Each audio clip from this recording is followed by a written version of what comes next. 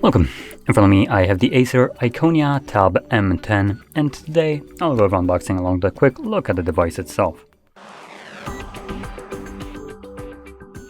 So, popping it open, I can already see we have a bit of a case included. That's the first time I see a company boast about the fact that they included a case, like they've done such an amazing job. But I guess when you're offering so little, you're looking for any kind of W you can supposedly put on a box, so the device looks a bit better than it is in reality.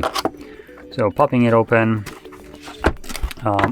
we have the case, apparently right off the bat visible right here, so there we go.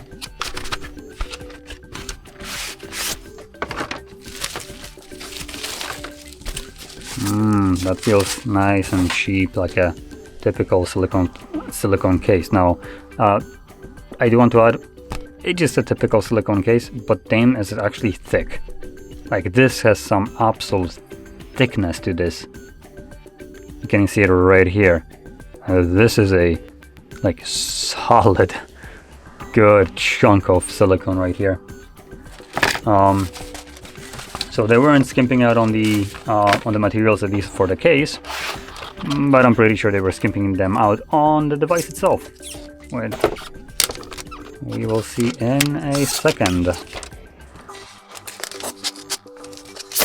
There we go. Ooh, what is this? It looks like it's already damaged. You see this?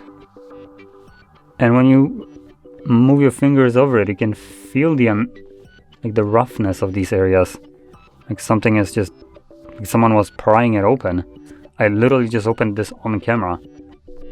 Yikes! That's not the best experience. I don't know. Other side seems to be fine. Yep, it's just this one right here that it has some kind of like chipping going on. Anyway, I'll set that to the side for the moment. I already know in here we have just paperwork, so I'm not even going to bother taking that out. And in here we will have our charger along with a cable.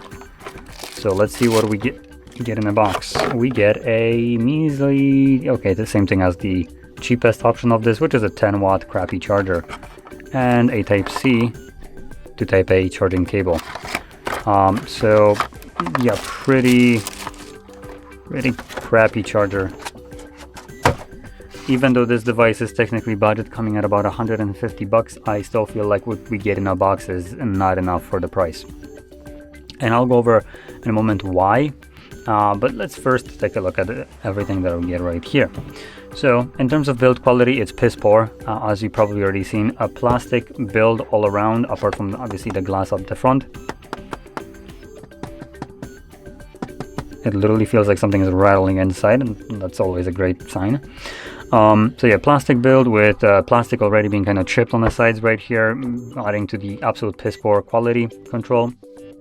In general, holding it in hand just feels like you're holding the piece of crap of a device.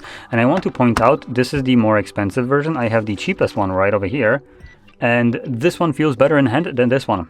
So yeah, at least I think it's the cheaper one. Let me quickly make sure. So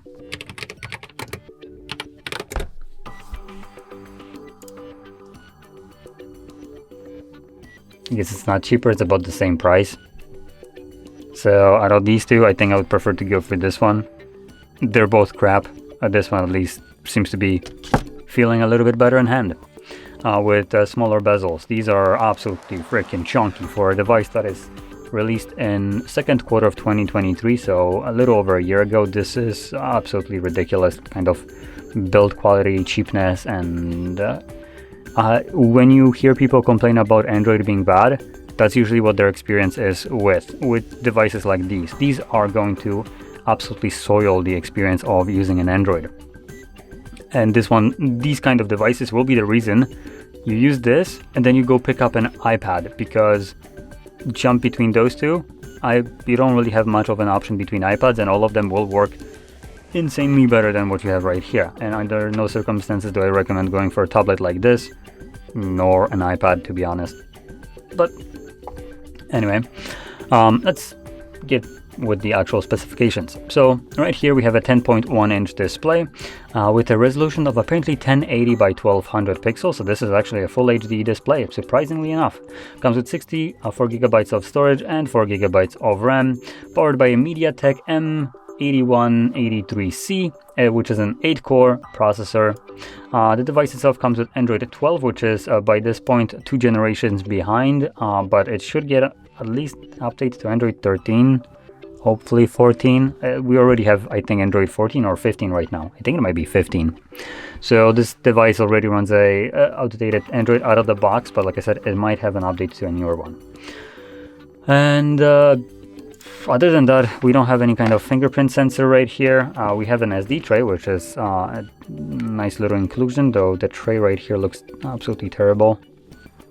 There we go, so you just kind of like whip that out. I'm not gonna flip this over because it literally feels like it has too much resistance to the point that it's gonna break off, which I don't want to happen. We also have a headphone jack right over here, so it kind of like mounts at literally at the corner, like so. And then we have our Type-C charging port right here, our speakers on the side, and then on the other side as well. And if you're holding it, yes, this would be normally. So at the bottom of the device, you have absolutely nothing. Like I mentioned before, build-wise, not the best.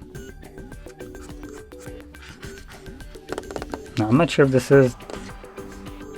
this might actually be aluminum. So it looks like instead of improving the quality of the device, they made the chassis be just a little bit more robust. A bit surprising kind of a decision right here for a budget device, giving you a metal chassis and not better specifications is a bit of a mishap, I would say. Now they're apparently claiming that this device is light at 130 grams for a device at 10 inches. That's not light, that's actually chunkier. This one is lighter. And considering they literally use an image of a feather for the weight while giving it an aluminum body, it's like saying that Apple Vision Pro is a light headset. So yeah, there is literally nothing that I can see about this device that would justify the $150 asking price or $179 asking price with a higher storage. These